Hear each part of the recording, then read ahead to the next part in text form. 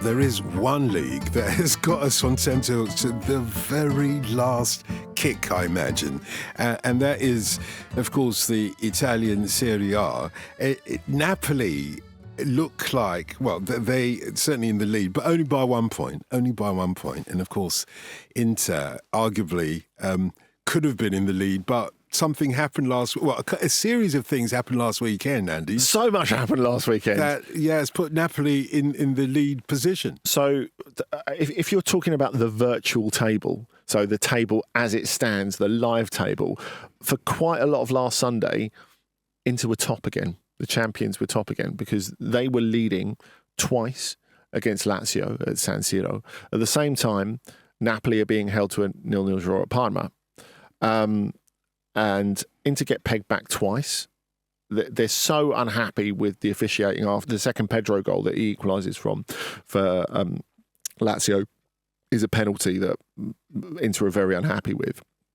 So Inter refused to do any of the post-match press briefings. Like the coach doesn't turn up, none of the players turn up, any of that, which is kind of unprecedented, I suppose. And but at the same time, at the end, Napoli have got almost a match point because in the 95th minute at Parma, David Neres brought down in the penalty box. They're awarded a penalty. And then there's a huge delay. And there's no doubt over the penalty. It's the clearest penalty you'll ever see. Except Gio Simeone, one of the other substitutes, is pulled for a foul earlier in the move. And eventually, the penalty gets cancelled. Parma still battling to stay up, of course. And that's what we've got to bear in mind, that Parma and Lazio still have something to play for because Lazio could still qualify for Champions League. Parma, like Christian Kivu's celebrating, their coach is celebrating on the touchline. The fans are celebrating, the players are celebrating when the penalty gets cancelled. And yeah, eventually it turns out that it's really exciting. And in the end, neither of these teams win. And that's the whole thing with going back to the Inter Lazio. It's amazing because Inter, after they get back at 2-2, are obviously pushing hard for the winner. But Lazio aren't sitting and soaking. They're like, hang on, we're still in the Champions League race. So they've actually gone there to try and win, and they continue trying to win after they've brought it back to 2-2. So there's so much happening. And at the end of that, neither of these teams, you think, right, it's simple, just go out there and win. Neither of these teams win. And Napoli remain in front. Of course, Antonio Conte gets sent off all in the middle of this. So does Simone Inzaghi. So both of their coaches, as did Marco Baroni, the Lazio coach. But what this means is on the final day, Napoli are 1 point in front with a home game against Cagliari. You've got Inter go off to Como. And the reason that's important is because both of the coaches are going to need a ticket because they're going to have to sit in the stand and watch it rather than be on the bench. It's so exciting. It's like you couldn't make it up.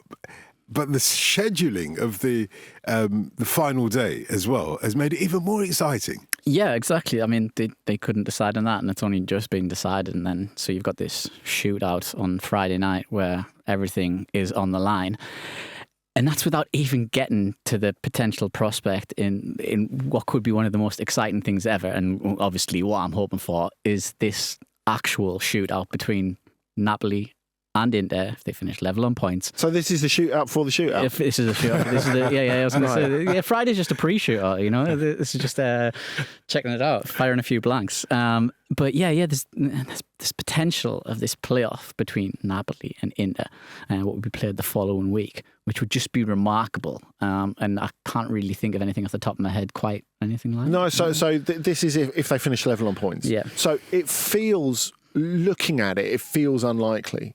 So it would need Napoli to lose and Inter to draw, which I think is a fairly unlikely combination of results. But look, I think as we saw last Sunday, anything could happen. And look, of course, Inter are part of this race, but I think we need to focus on Antonio Conte and Napoli because they are the team and the combination that have made this league season and the end of this league season so exciting. Let's bear in mind, of course, Napoli go into last season as defending champions. They get through 4 coaches. They finish 10th. It's a shambles. But even for Antonio Conte to come in and give the electric shock treatment, this is something else. Yeah, no Osman, no Kvaratskhelia as well. Yeah, from halfway through the season. Yeah, exactly. Fallouts with high-profile players. The most high-profile players at the club have fallen out. It's just an absolutely remarkable situation. And I think the interesting thing is, of course, so much focus has been on the relationship between Aurelio De Laurentiis, the owner, and Antonio Conte, and how they've sort of clearly there's an ideological gap between them that's become clear in recent weeks. But we always knew it was there. I think one of the most impressive things Conte has done is he's kept a lid on that for most of the season. Now, look, there's increasing speculation that when this season is done, Juventus are looking for a new coach.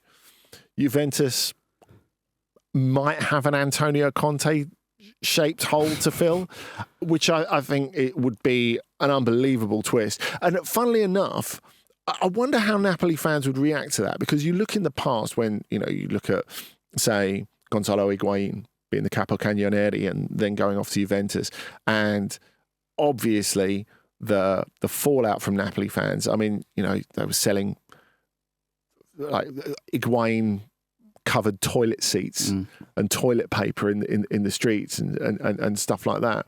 I just wonder if maybe the reaction to that would not be as bad if it was Conte. Like whether Conte wins the league or not, and for what it's worth, I do think Napoli will close it out. I do think they'll beat Cagliari, and if they beat Cagliari, no other result matters.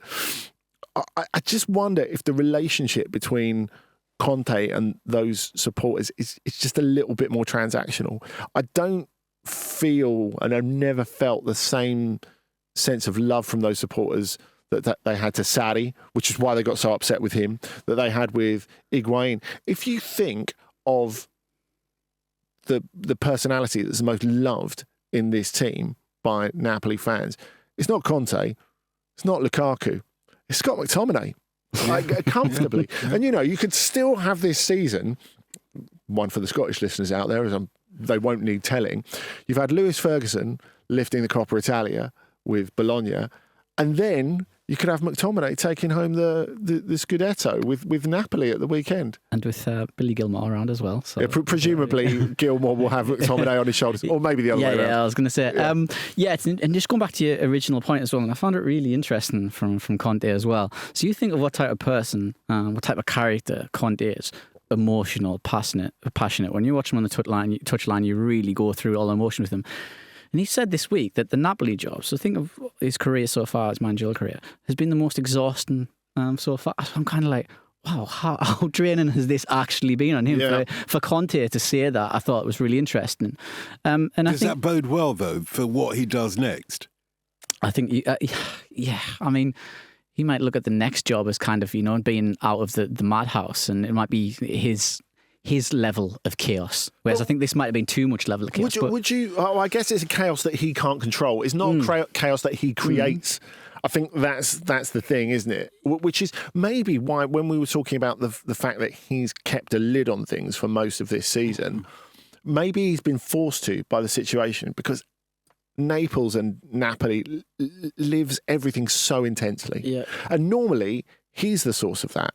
But actually, in this environment, even he's a bit, whoa, this is a bit much, isn't it? Maybe it's as Which well. is interesting. Maybe it's as well, they've only had Serie A to focus on. Yeah. So there hasn't been too many, he hasn't had too many pans on the hub sort of thing to control. He's only had to look at one and say, right, I can control this one, keep this one cooking fine. That's fair to say. And he's been able to do that. So that's like, and he hasn't, if you look at, and he hasn't had that luxury too many times in his career. He's been at a club who are, in various manner of competitions. This is first season of Juventus or first season of Chelsea, basically. Yeah, precisely. So he can devote all of his energy to one particular goal. And I mean, I completely agree with what you're saying about it being transactional as well. I think there's an understanding when you bring Conte into your club that this isn't a long-term thing. No. This is a quick injection. Sorry to cut you, David. Yeah. I wonder if it's all about the money for Conte. When these rumours are circling about Juventus, and we know that Conte wants investment from the board for a team to be successful, which he's never going to get at Napoli. I think that's a fair point that you're making. And even if they do make the Champions League, De Laurentiis, and we've talked about it time and time again, because of the situation in which he picked up the club when he took them from ruin, really, back up the leagues, back into Serie A and then into contention. He is never going to turn around, however much money they make from the Champions League, and go, come on, let's go and buy a player for like 100 million. He's just not going to do that. I think it's quite interesting when you were talking about Kvaratskhelia going halfway through the season. Obviously they were looking for an immediate replacement for him, and Conte, that was one of the things that put his nose out of joint, that they didn't get someone that that they were looking to get Alejandro Garnacho at the start of the window, and then by the end of the window they're looking at Alan St. Maximin on loan, and that doesn't happen. But I think, for example, if you look at the way that De Laurentiis has managed it, who would say now that he was wrong to say, okay, this is the limit of what we're prepared to offer for Garnacho, and we're not going to go mental in January because that's just not us? It looks like a good decision. Like, regardless of whether they win the league or not, that is the right long-term decision for Napoli, isn't it? Oh, yeah, absolutely. And look, maybe De Laurentiis has looked at it and said, look, we're only in one competition. We're focused on one thing. I think you have enough here to do that. You've done a great job. Keep doing that. Run those players absolutely flat out, which of course he has.